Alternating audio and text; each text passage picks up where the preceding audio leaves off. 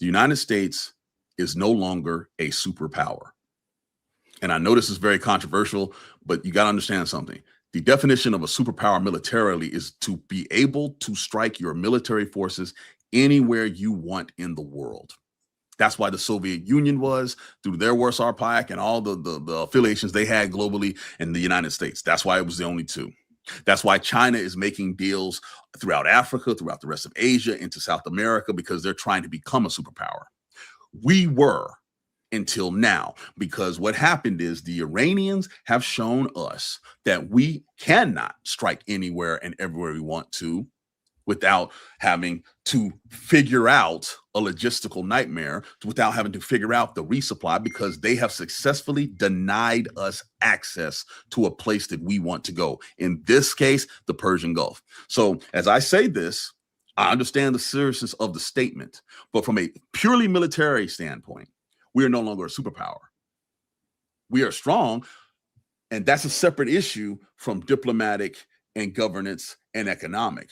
But if this does not make planners at the Pentagon, strategists at the Pentagon rethink how the United States military operates, then we are even bigger fools than we are coming off as now.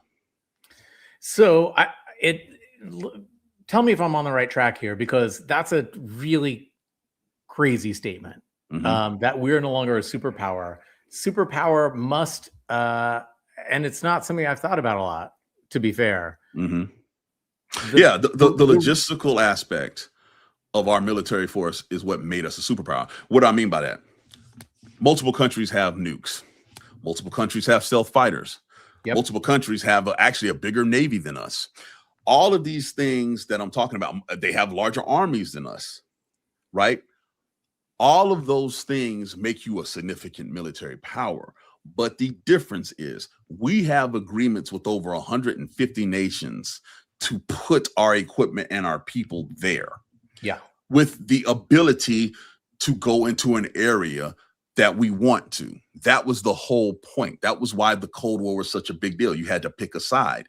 And now we are at a point where we have the places that I just showed you on that list, we cannot operate out of. So go ahead. So no, I'm saying just that region of the world shows that we cannot operate out of there right now. If we wanted to steam the George H.W. Bush into right outside of Dubai, we can't do it. The most powerful warship in the world, we can't do it. So what am I supposed to take from that? The bravado means nothing. If you have freedom of navigation on the seas and your Navy is supposed to be most powerful on the planet, you should be able to pull into that damn to Jebel Ali right now. And you can't. You can't. And can you tell me, Sam, the last time a U.S. Navy ship could not pull into a port when it wanted to? And so perception, I think, is everything in this case, because the only difference between us being a superpower 3 months ago and us not being a superpower now is perception. And the world has found out that we actually cannot do anything that we ever want to do. Right. If that was the case, insurance companies would insure those tankers to go through the Strait of Hormuz right now, and we would not be dealing with the pending oil shock that's right at our doorstep, which we should pivot to that right now. Sam, roll that clip showing what's happening as we speak. Because news this morning, gas prices jumping again overnight, now reaching the highest price since August 2022. The national average, $4.18 a gallon. That's up nearly 7 cents since Monday. It's a new high since the war with Iran began. Here we are. We have been talking about this the last few weeks, have we not? That it's coming. And despite President Trump's best efforts to manipulate the markets yet again this weekend, talking about we're sending people, blah, blah, we ain't sending anybody. Iran's not sending anybody. Pakistan is not welcoming anybody. And the oil supply that took about 7 to 8 weeks to finally run itself through the oil systems of the world has finally hit a stopping point. It's here. So as we go through this week into next week, which, by the way, coincides with this ceasefire, the extensions and all this kind of stuff, you're going to see that price continue to go up. You're going to see prices for airline tickets go through the roof. You're going to see literally flights canceled because of a lack of jet fuel. Europe's already doing it. South Korea is already doing it. It's here, ladies and gentlemen. It's here. Going back to what I said about superpower, going back to what I said about being able to do what you want, going back to that inverted triangle that I just talked about, military, political, economic. The economic piece is here, ladies and gentlemen. It's here. And where's the president? Where are the daily Pentagon briefings on status of forces? Where is him? Where is Donald Trump talking about, okay, here's our economic plan to deal with this. We're going to release this reserve, blah, blah. There is no plan because they thought this was going to be 4 days. Well, look, that wasn't even a plan. But here's the thing that I keep coming back to is that America has been for 50 years, 60 years, 70 years considered gold standard, right? It is the gold standard economy. It is the gold standard military. It is the gold standard diplomatic corps. If you're having a conflict with another nation, the United States has the diplomats, they have the integrity, and they have the reputation and the might to be able to come and negotiate with you, right? To manage all of this. None of that is true right now. And it's been eroded over the past 18 months of Trump's second, regime. But it's like a slip and slide right now over the past 8 weeks. It is. And look, I want to get to this point because, we were talking about the Pentagon earlier. John Phelan was the Navy secretary before. His only qualifications clearly were that he was a billionaire, and maybe I'm oversimplifying, but probably by not much. No, you're pretty accurate. So how do you conduct complex naval operations when your service leadership is in constant flux like this? I mean, what is the impression that we're giving off here? Well, it's a couple of things. Number one, and I need to make sure I'm very clear, the Secretary of the Navy does not have operational input on what the Navy does. His job is to man, train, and equip, which is a big deal on its own because who we recruit, how they are trained, what they go to war on, making sure they're properly trained to deploy, that is on him. And that's culture, which is just as important as actually operating. However, it says something to me. It's another canary in the coal mine where you can see that Hegseth is like Trump. He's Trump-like loyalty over competency.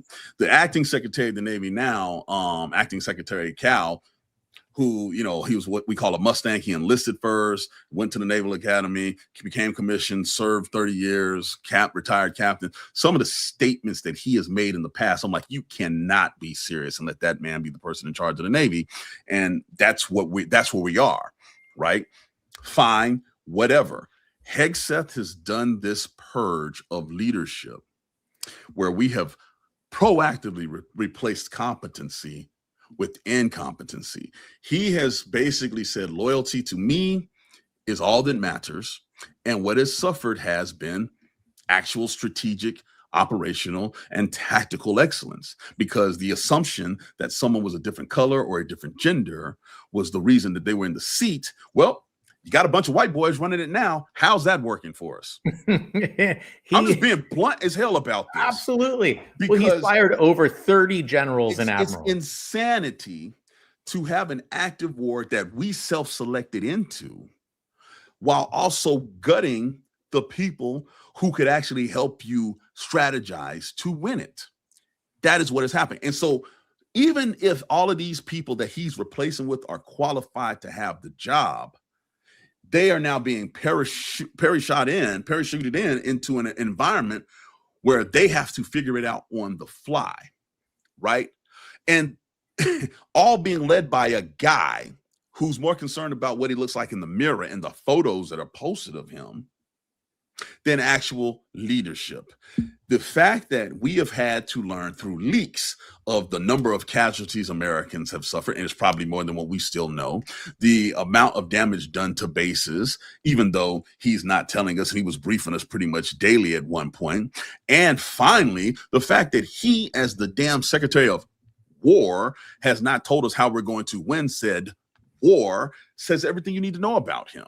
This whole gotcha game is like, well, I'm not going to tell you our strategy because we don't want the enemy to. Colin Powell did. I can go right down the list of these guys that came in. Schwarzkopf, Powell, these people like, this is what we're going to do. We're going to cut off, we're going to surround this thing and cut off the head of the snake, and it's going to be fast. Period. And you're right. Racism is expensive. And it's not only costing us in money, it's now costing us in lives.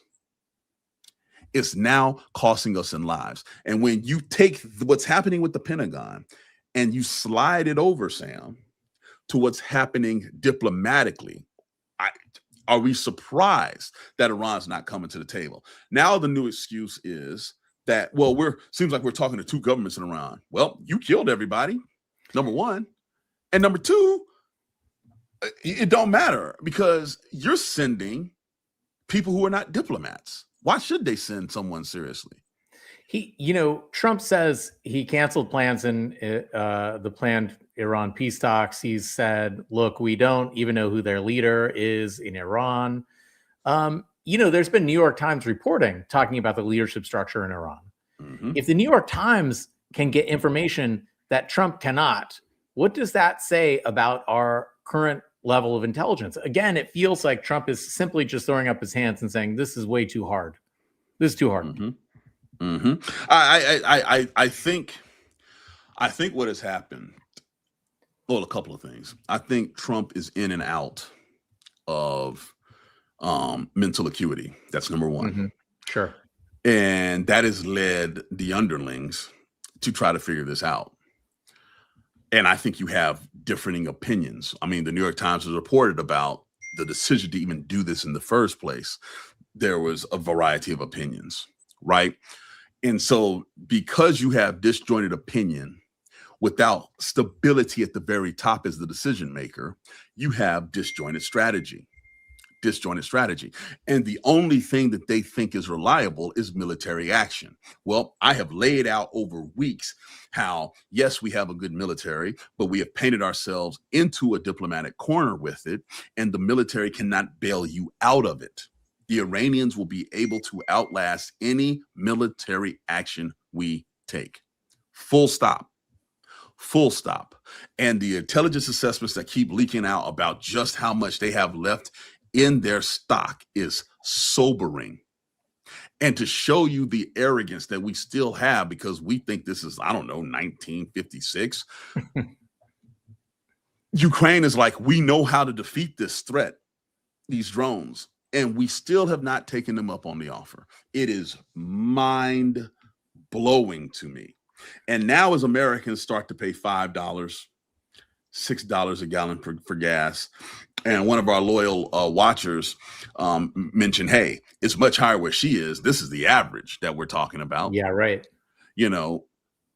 America's going to ask some very hard questions. And then the final piece of this that I want to mention, Sam, Congress not knowing how damaged military bases overseas are.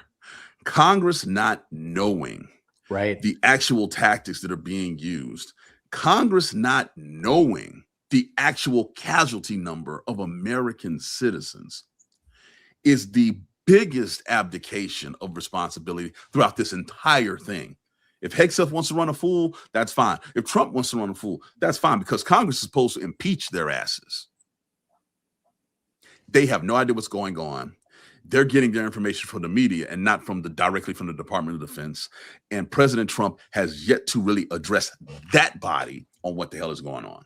That's where we are, ladies and gentlemen, going into the third month of this war.